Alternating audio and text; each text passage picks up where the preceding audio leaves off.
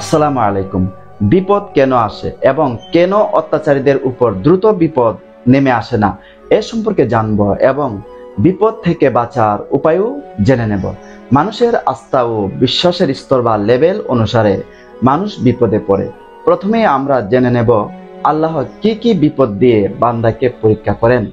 মহান আল্লাহ তাআলা মানুষকে পরীক্ষা করার বিষয়ে পবিত্র আল কুরআনে ইরশাদ করেন, নিশ্চয়ই আমি তোমাদেরকে কিছু ভয় ও ক্ষুধা দ্বারা এবং কিছু ধন সম্পদ, প্রাণ ও ফসলের ক্ষতির মাধ্যমে পরীক্ষা করব। আর আপনি ধৈর্যশীলদের সুসংবাদ দিন, যারা তাদের উপর কোনো বিপদ আপদ আসলে তখন তারা বলে, নিশ্চয় আমরা আল্লাহর জন্য এবং নিশ্চিতভাবে তার দিকেই ফিরে যাব। সূরা আল বাকারা আয়াত নং 155 এবং 156।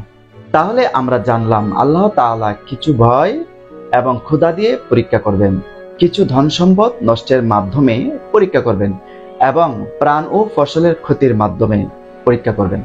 এছাড়াও বিভিন্ন বিপদ অসুস্থতা দিয়ে মহান আল্লাহ তাআলা পরীক্ষা করে থাকেন। তবে যে যে কারণে বিপদ নেমে আসে তা আমরা জানব। 1. বেবিচার, জুলুম, অত্যাচার এবং বিভিন্ন হারাম কাজে লিপ্ত হলে। 2. সত্যবাদী নারী বা সত্যবাদী পুরুষের নামে অপবাদ গীবত করলে। 3. পিতা মাতাকে কষ্ট দিলে। 4. নিজের মন্দ কৃতকর্মের জন্য পরীক্ষা করে। 5. ঈমান পরীক্ষা করার জন্য। 6. সমাজে সুবিচার প্রতিষ্ঠা না করলে। 7. আল্লাহর অবাধ্য বা সীমালঙ্ঘন করলে আল্লাহ পরীক্ষা করে। তবে যদি কেউ বিপদে পড়ে সে নিজেকে ভাগ্যবান বা সৌভাগ্যবান মনে করা উচিত, কারণ এরপরে আসবে সুমিষ্ট ফল বা পুরস্কার। এখন আমরা জানব বিপদে পড়ে গেলে যা করণীয়। 1. এই বিপদ মুসিবত নিজের পাপ ও অন্যায়ের কারণে হয়েছে বা ঘটেছে মনে করে আল্লাহর কাছে ক্ষমা প্রার্থনা করা ও বিনয়ী হওয়া। 2. বিপদ ও মুসিবতে সবর অবলম্বন করা, ধৈর্য ধারণ করা, অধৈর্য ও হাই হুতাশ করা থেকে বিরত থাকা। 3. বেশি বেশি মহান আল্লাহ তাআলা জিকির করা, দোয়া করা, কোনোভাবেই ইবাদত বন্দেগী ও আল্লাহ জিকির থেকে গাফেল না হওয়া। 4. সবসময় নেক আমলের সাথে থাকা।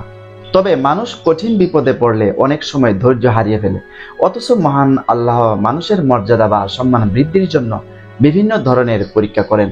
আল্লাহ তাআলা পবিত্র আল কুরআনে ইরশাদ করেন, মানুষ কি মনে করে যে আমরা ঈমান এনেছি বললেই তাদের পরীক্ষা না করে ছেড়ে দেওয়া হবে? আমি তাদের আগে অনেককে পরীক্ষা করেছি। আল্লাহ জানাবেন কারা সত্যবাদী বা সত্য বলেছে এবং তিনি জানাবেন কারা মিথ্যাবাদী। সূরা আনকাবুত আয়াত নং 3।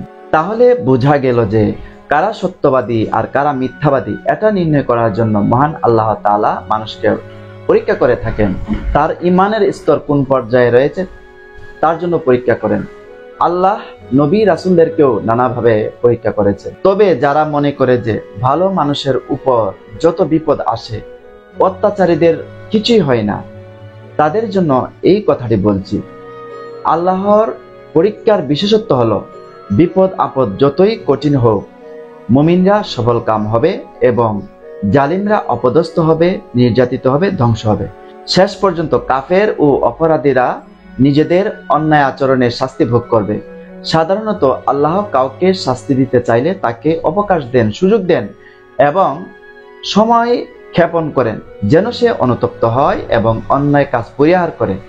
আল্লাহ বলেন, আল্লাহ মানুষকে কৃতকর্মের জন্য শাস্তি দিলে ভূপৃষ্ঠের কোনো জীবকেই রেহাই দিতেন না, তবে তিনি নির্দিষ্ট সময় পর্যন্ত তাদেরকে সময় দেন, অবকাশ দেন।